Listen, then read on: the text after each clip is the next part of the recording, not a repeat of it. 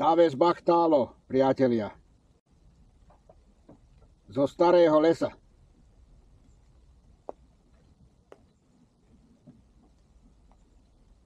Mám nahodené. Krásna príroda. A uvidíme.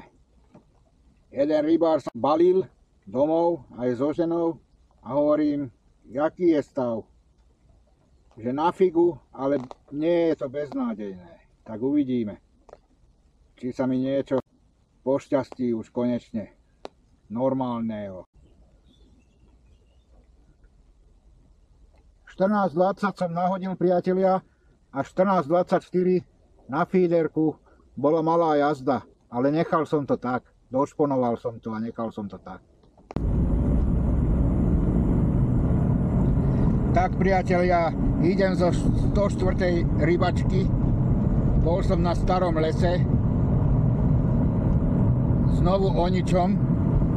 Galanský rybársky zväz nemá byť na čo hrdý, lebo na žiadnej ich vode poriadne zarybnenie nie je.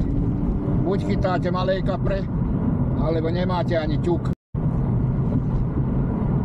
Takže toľko o miestnych vodách Galanského rybárskeho zväzu.